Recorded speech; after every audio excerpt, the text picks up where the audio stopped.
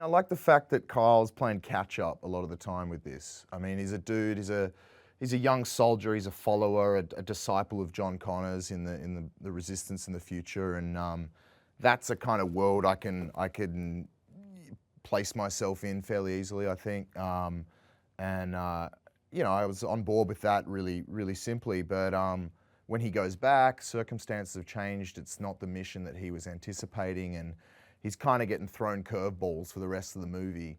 Um, and so that kind of made it, you know, made that journey a little more interesting. And then to be able to deal with all the kind of emotional terrain that there is in this script, that's when it sort of was, you know, it really appealed to me. And it was just kind of, it wasn't just this action film. It wasn't just playing a soldier in this and kind of ticking boxes. It was like, no, there's actually some density to this, you know, this role, and I'm going to have to work hard at it.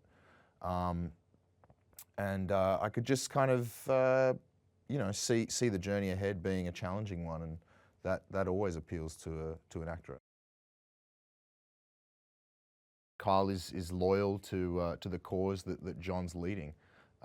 He, you know, we learn in this story, we kind of revisit the fact that he was saved by John, and so he's kind of this older brother, paternal sort of figure, you know, and you know, kind of the savior of mankind. He's looked at as somewhat of a messiah.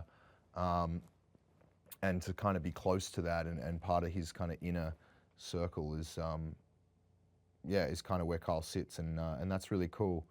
That's what makes, I guess, it so interesting when, you know, when things change and they derail, and you know, we kind of see John in a different light at times, and yeah, Kyle has to battle where his allegiance lies.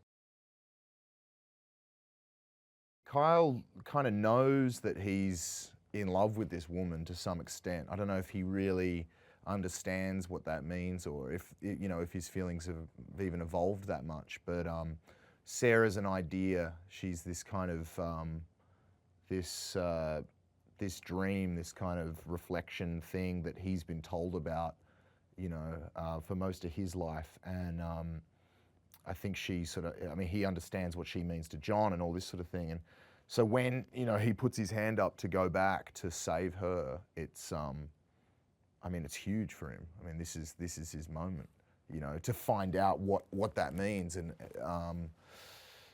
yeah, I guess he's just kind of drawn to that. And then when he gets back there and she's not the waitress, you know, the kind of the scenario we're perhaps familiar with from the first film, he's totally thrown off guard.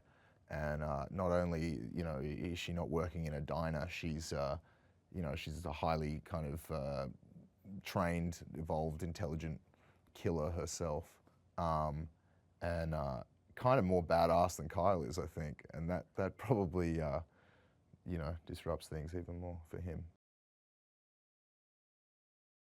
He's totally untrusting of this machine that's, you know, kind of a father figure to Sarah, I guess. He's grown up in a world where, you know, these things destroyed the human race. They're the enemy, they're the devil, you know, kind of the epitome of evil. And he's been fighting him for half his life. So, yeah, has kind of no time for him, totally lacks understanding for her kind of love towards him and dependency and all that sort of stuff. And the journey of the movie, you know, explores that, and that relationship evolves as well, I think, for both of them. You know, there's some comedy to be played there, and that's been really fun working with Arnold and that sort of stuff, and some of those scenes where, you know, we have this kind of dysfunctional relationship. And a lot of the movie is the three of us kind of on the run together. And so it's great because you just have a really interesting dynamic where,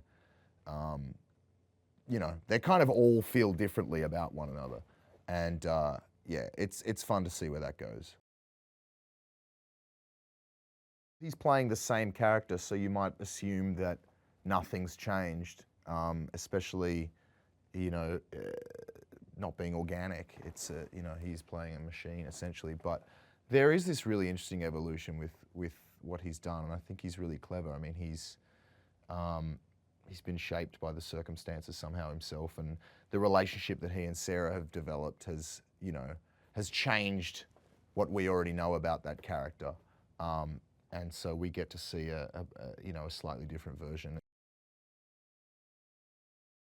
As for Arnold, it's been great. He's a lot of fun to have around, and super generous, and yeah, just a great ensemble member.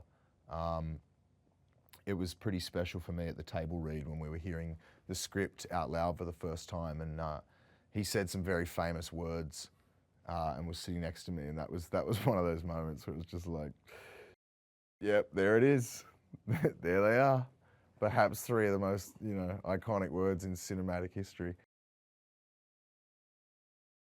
Amelia's just wonderful. I mean, it really has been, we've worked together pretty much every single day on this thing, and she's been a great teammate, and we've depended on each other a lot in order to get through, not only the demands of a production of this scale on two actors, but, with, the kind of what we're doing on screen as well. And it's she's a great scene partner and a hard worker, and I knew that was going to be the case from, weeks out from when we shot and we started jamming some of the material together, and yeah, it's cool.